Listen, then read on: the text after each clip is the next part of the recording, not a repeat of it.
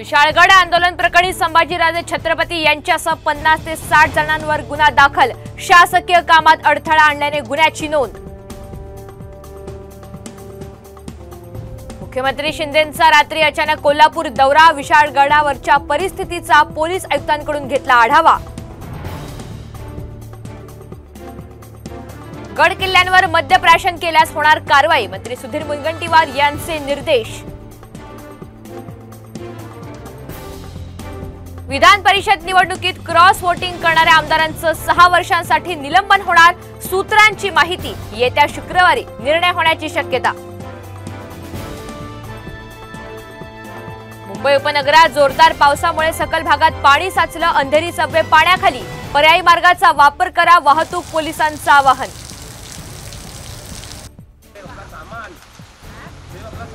दापोलीमध्ये डोंगर खचल्यानं भीतीचं वातावरण। डोंगर खचतानाचा व्हिडिओ व्हायरल।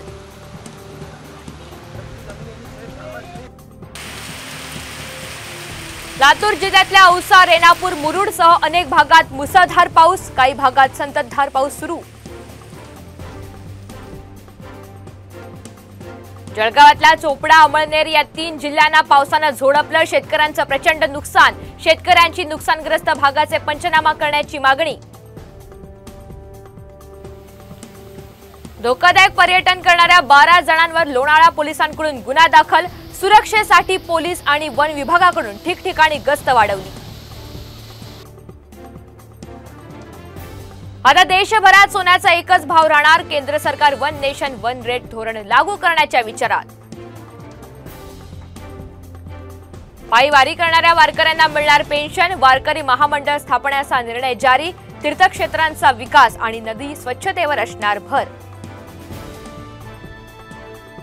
पुण्यात झिका रुग्णांची संख्या 23 वर, तर राज्यात 25 झिकाच्या रुग्णांची नोंद। कोल्हापूर आणि संगमनेरमध्ये सुद्धा झिकाचं सावट। टोमॅटोसह भाजीपालाही महाग। टोमॅटोला प्रति किलो 80 ते 100 रुपयांचा भाव। ग्राहकांच्या खिशाला कात्री।